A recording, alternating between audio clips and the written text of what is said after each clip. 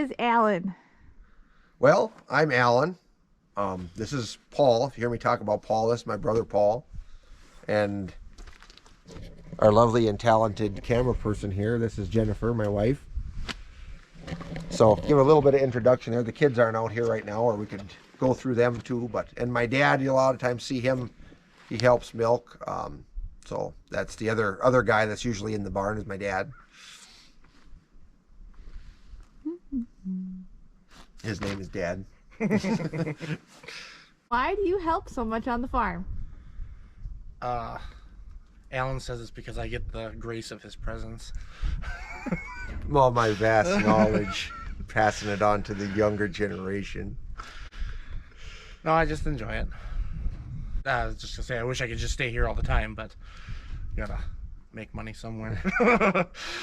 So while I have you two brothers here, I have a question.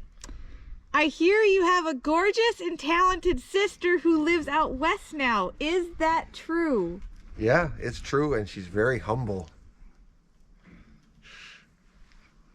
I also hear that you have a brother living out west now who some would call brilliant. Yeah, he lives out there. I would have called him that too until we had to rebuild his bale spear he welded a couple weeks ago. No, I have to say I have we have a sister and brother, Matthew, our youngest brother. You've seen him in some of the videos, but they both live out in Montana now, and I have to say that they were a lot of help too with the farm. My sister, before she moved, when did she move out there? Jessica was about a year old. Yeah, so 2011. But before that, she grew up here pretty much with me. We were here all the time, helping Grandpa with chores and do things. She ran tractor and everything else right alongside everybody else. And Matthew, same way. He helped me a lot, run tractor, did a lot of welding for me, concrete work, different things like that. If I needed help, one of these guys was here to help, or my sister. I'm still the best one. Yeah. He stayed around, most loyal. Should we also mention the brand of tractor that Donna drives now? Well, they have a red tractor. We won't talk about the scrap.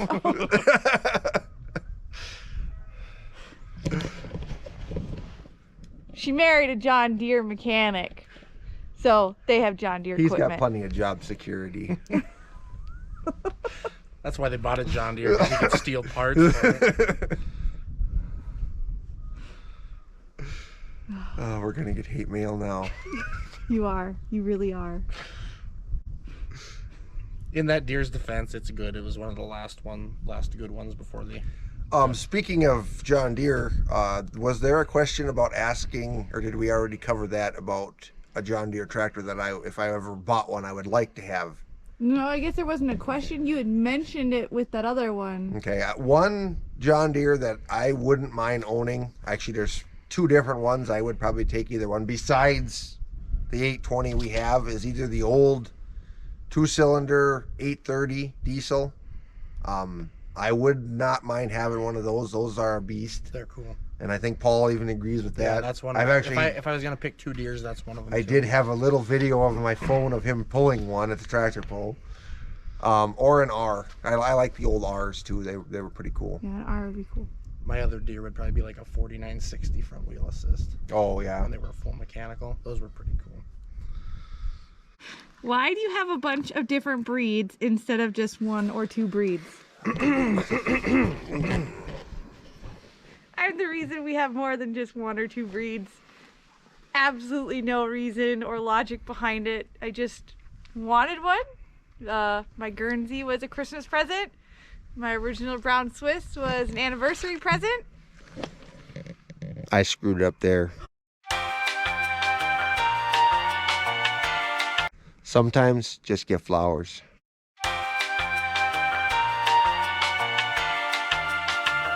But yeah, no reason at all. Just, I like the different breeds. And now there's brown Swiss in the barn. That's why we can't get ahead. Okay, next question. Are you gonna do the Macarena? No. I had some blackberry brandy, I could probably get you to do the Possible, Macarena. but as of now, no. Have you ever heard the song Cadillac Ranch by Chris Ledoux? Oh yeah, yep, definitely. So how many cows are you currently milking? Right now, I think we just dried some off. I think it's 29. Yeah, we were running most of the winter. We were pretty much, the barn holds 33 and we were pretty much full. If you could get away for a quick getaway, where would you go? Well, Jen's always wanted to go to the World Dairy Expo, and as I would like to go there too. So that would be one place maybe go, but I would like to go out. I haven't been out to my sister's in Montana there for, about what? Well, when you were out there when they got married, 2011. so So 2011, 10, I was 10 out there years. for a couple days actually. He went out there when she got married, him and Jen and my sister and the rest of the family. I stayed home, I did chores. And then he stayed out there for the summer and worked on grain farms. Well, then in that fall, because he had driven his pickup, the old 91 Dodge that's still around here, he had driven that out there with my sister's stuff. So that fall, I had a little bit of spare time. We weren't milking nearly as many cows then. We were done harvesting here. So I took the Amtrak train out there, and then me and him drove that sweet Dodge back through Montana, North Dakota during the oil boom and all that. And Non-stop. We didn't stop. non-stop, yep. Stopped for gas and we grabbed a bite to eat, and that was about it. Got lost in Williston. Yeah, I got lost there. Yeah, and we rolled into here. It took us, 23 hours? Just under 24 Yeah, hours. we got here about the crack of dawn. Yep. Yep, had the topper on the back with a mattress in there, and he was laying back there when I rolled into Minnesota, and he started banging on the window. It's freezing back here. Stop. So that didn't work too well for napping, No. but that would have been, well, it was late fall. Yeah, because you got a call from Jen, I think, that the wood boiler something happened. Yeah, because I had just fired up the wood boiler before I left because it was Yeah, it getting had a cold, big, and tall chimney. I had a tall stack on it, and that had blown over because we got a bad wind, and it broke the temperature sight Yeah. glass off of it. It was cold enough the boiler was running. Yeah, and you had just finished harvest out there because Yeah. that's what I was waiting to come out till you were done. So yeah, it was getting kind of chilly, but we made it. Yeah, I don't think we're going to take the Dodge out there again. Well, I don't even like driving it to Moose Lake right now. Don't you get tired of being tied down 7 days a week? No, not really. I mean, yeah, there's some stuff that it kind of gets in the way of, but I grew up around here doing this stuff. I guess we all did. But it's just kind of something. It's one of them things. Dairy farming is, you got to be, I guess, built a special way for it. I knew that getting into it before I started what it was going to be. So, and we never, big vacations or stuff like that was never anything we never really that did. anyway. But one thing nice, with the size that we are, we go to our county fair. That's a big priority, especially with the kids. I mean, obviously, cows have to be milked, but we spend a lot of time there. That's one of our kind of getaways. Couple of thrashing shows around. I take some time, go do that. Stuff we're into. I will say, I think a lot of that tied down feeling can come more when you get so big. Like my grandpa, I mean, his favorite thing to do over any vacation or anything, which he never really did vacation, but he never wanted to. He would sit on that little John Deere tractor and cut hay. And he was perfectly happy to do that all day. It was peaceful. It was scenic. He wasn't in a big rush. I see some of these big farms now where, I feel bad for them because they can't stop. Right. They're, even if they've got people hired to milk their cows, they've got hundreds of acres of corn and you got hay down, it's a lot faster pace where sometimes for me going out and cutting hay or taking a walk, checking fence is kind of like a vacation. Yeah. Well, I mean, even- you take a day like this, the sun is out, birds are out, it's nice. Well, even Grandpa, if he did have some spare time where there wasn't much to do or whatever, he just sit down in the shop and turn the radio on and just sit for a while. Yeah, and there's a lot to be said for that. And I know his dad, my great grandpa. I remember my grandpa talking about his mom and dad went to the World's Fair, and I think they were gone for a week. And as soon as they got home, my grandpa and the siblings, they were baling hay. And his dad come out of the house, got out of the car, went out, got on the tractor, and he said, the vacations aren't for me. He said, this is where I want to be. And that's what he liked to do. I guess that's kind of your biggest thing is when someone says, oh, you're tied down, well, I guess that depends on what do you consider not being tied down. Yeah. I mean, even if you're not dairy farming, if you're working a full-time job, you're still gone. Yeah, and that's, that's one thing, and I think we maybe have that question about, about getting started dairying. One thing I guess I would recommend, if you haven't done it before, like I say, you've grown up on a farm, go get a job and see, before you start farming, see if working out is something you like better. Because for me, it really wasn't. I mean, yeah, you can make more money, just working at another job somewhere, but it still wasn't what I wanted to do. Like I said, I've worked out. I had pretty much gotten away from the farm other than helping a little bit here and there for a couple of years and worked out. And I mean, and I don't say I hated it, but this is what I wanted to do. This is where I wanted to be, and when you're working like this, when you're working with family, a couple of guys out in the field raking and baling hay, I can remember being 2 tractors plowing with my grandpa. I'm just, you notice different things. You kind of learn to communicate from tractor to tractor. And the thing is, when you even when stuff goes wrong, when the chopper knuckle blew up out there and it was me and you working on it, the banter back and forth, even though the day was shot, it was still a good time. Yeah, it's a lot less stress. And I think, like I said, the small farm, the big farm, that stuff I think maybe gets a little bit lost just because there is so much more stress. A lot of these guys don't have time to get away for a little bit. I mean, obviously not every day around here is a vacation by any means, but you learn to appreciate the small stuff, I guess. And is the 560 fixed? I remember Alan said the TA was acting up.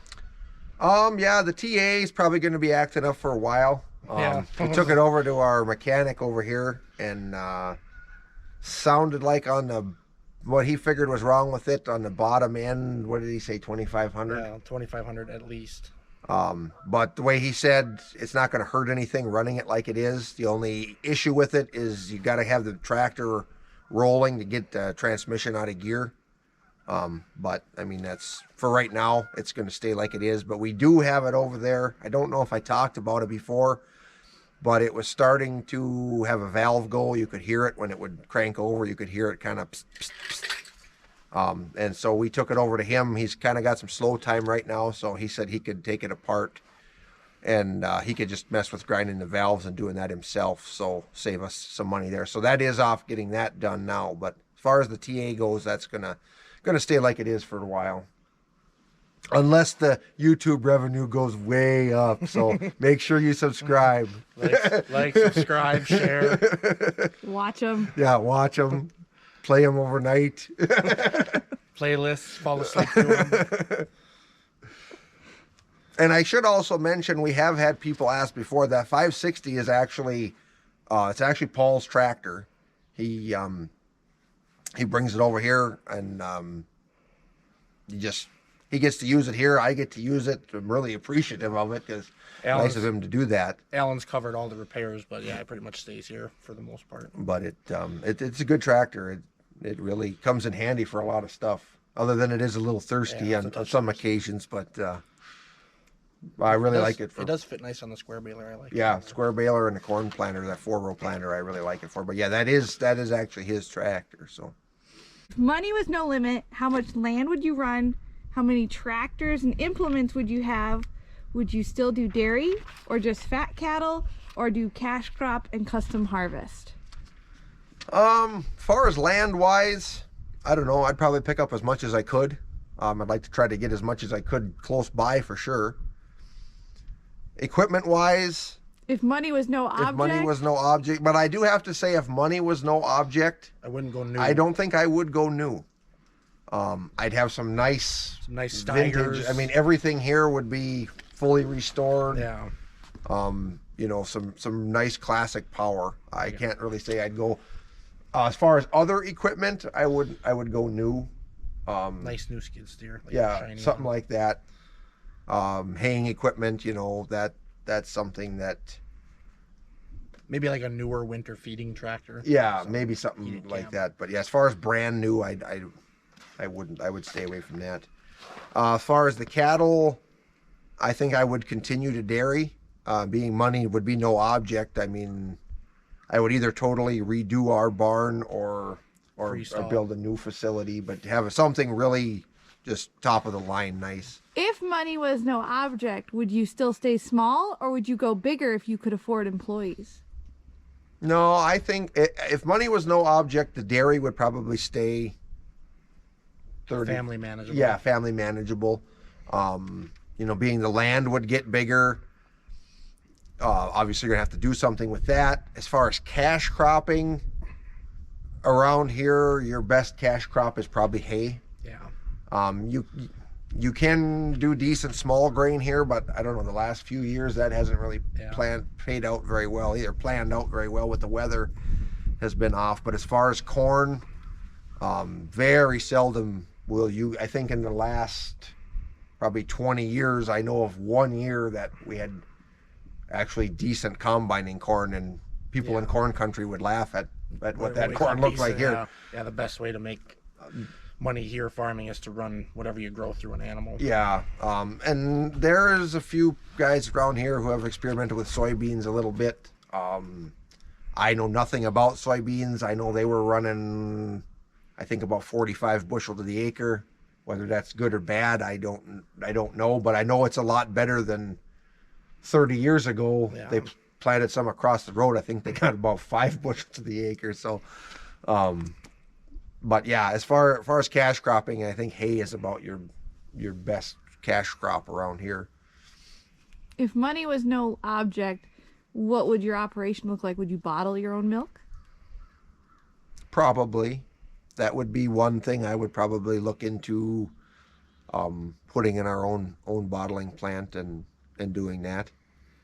Off of the walking around here this spring, there'd be a lot more concrete. Yeah. I have to say that. Yeah, since they decided to pretty much build everything in the holes around here, it'd be a lot of concrete poured. Okay, if you could get one new tractor or piece of equipment free of charge, what would you choose? I would have to say a round baler. Boy, I don't know. I would have to say a round baler. As far as what I need right now, Yeah. I mean, a disc bind would be nice, but my hay bind still cuts hay. This baler is getting to the point. Last year it worked really well. The year before I had a lot of trouble. It's just getting to that age where Yeah, we had some issues last year too. I remember Yeah, sitting in the field over yeah, there we did have a little times. bit. The year before was a lot worse, and that baler is starting to get to the point where chain baler, you've got lots of little parts, all them idlers and stuff. We priced it once to replace all them idlers because they were getting worn and it was more than the baler was worth. Right.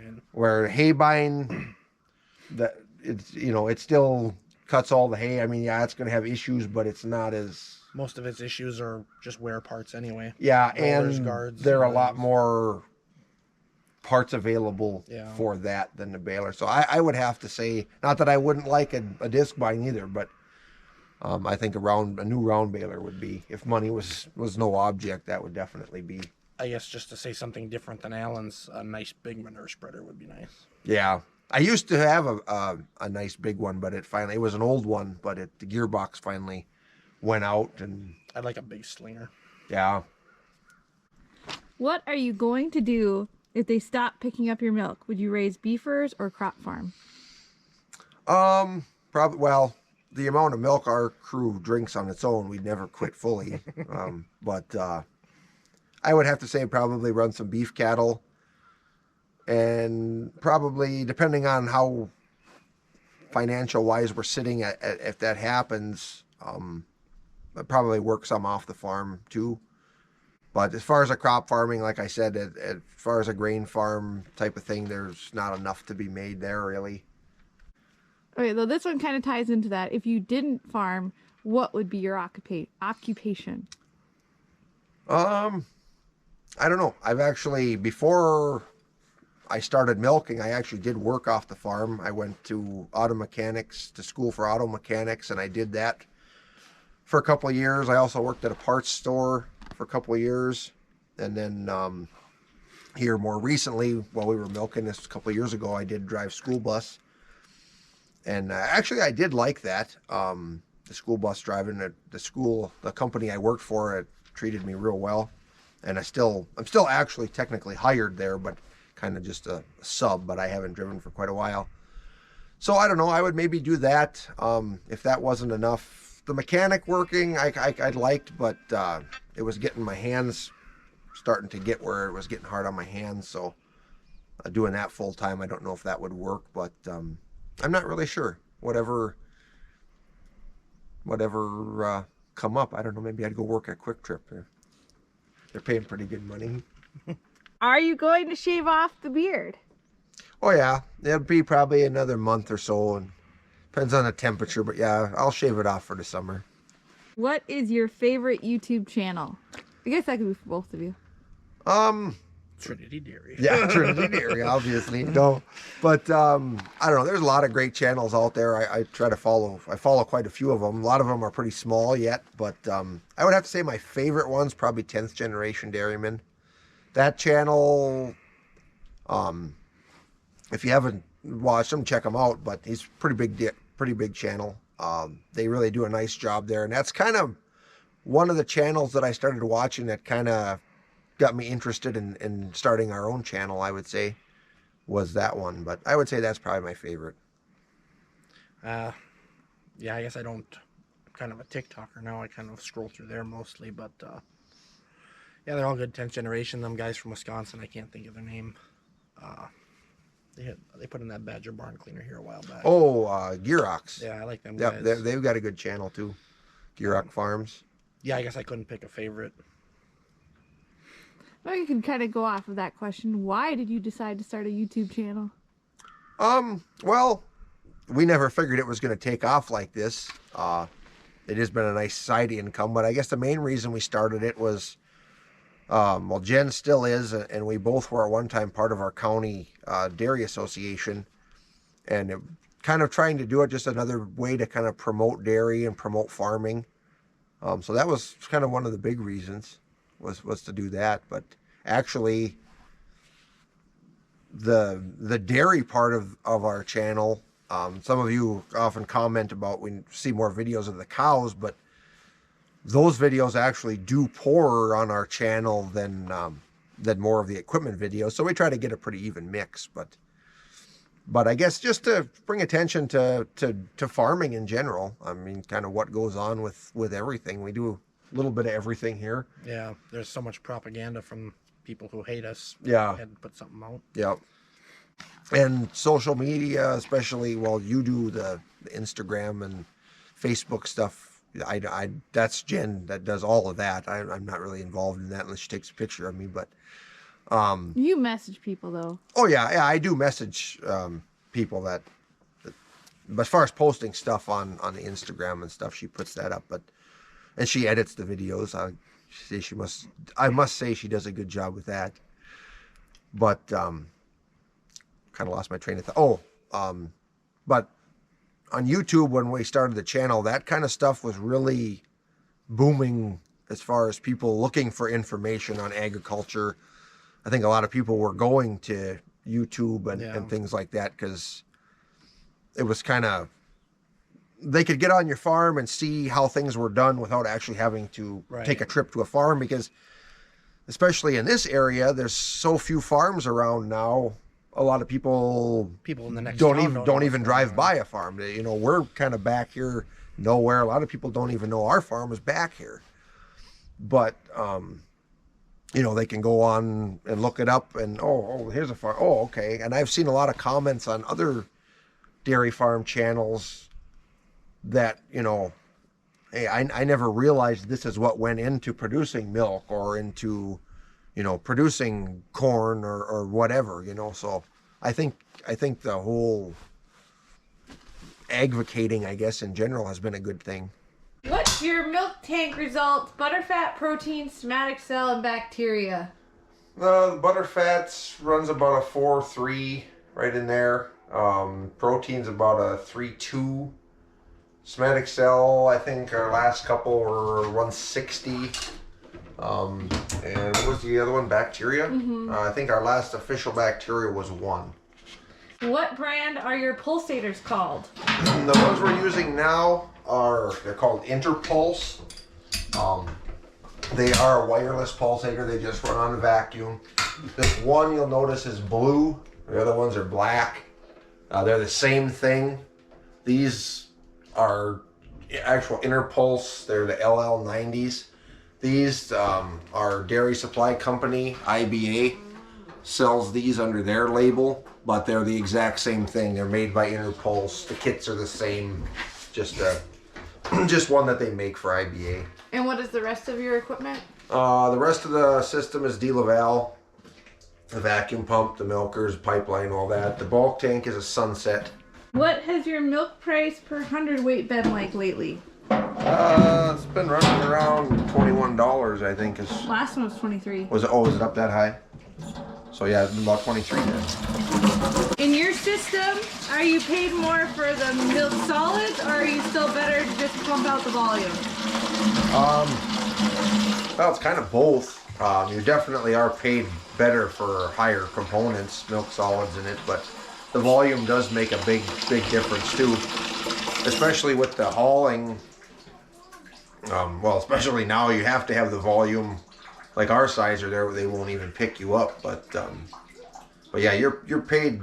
You're better your components are, it does make a big difference. And not so much anymore, but for a while the somatic cell, if your somatic cell was lower, they paid a premium. But I think they've kind of gotten rid of that now. Because overall, everyone's somatic's gone way down. Yeah, because the legal limit used to be 750,000.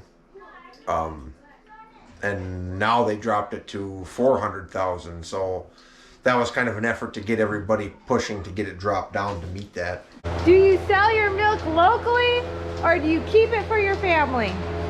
Well, we keep about 3 gallons a day for our family. But otherwise, no, it gets sold to our creamery.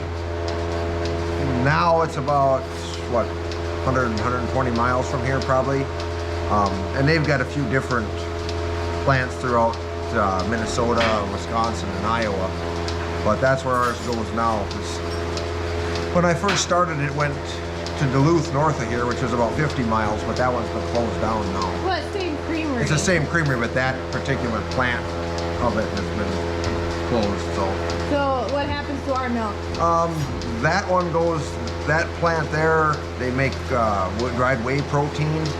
And then they take the cream off of it, and that goes to, is it New Ulm? To their butter plant. Okay, last question that we got then was, how do you know when a cow is empty, and can you over milk? A lot of it depends on the cow, and kind of once you get used to how they all milk out a little bit different. I always watch the bowl on the milker, see how much is coming, or the hose cane up there. And then you can kind of get down and feel, make sure all their quarters are, you'll notice they'll get a lot softer.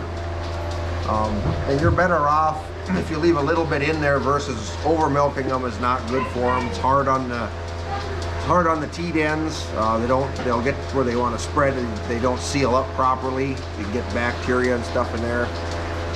And I don't like to mess with them too much because you don't want the milker sucking air, because that can get bacteria in there as well. Like this one now, she's pretty much done. I'll pull it off. Well, I guess that's it for this one. I want to thank everybody for their questions. They were all good questions. If you have any other ones, something you didn't think of or just came to your mind, just go ahead and send them. We can do another one of these if you're interested. So anyway, thanks for watching and God bless.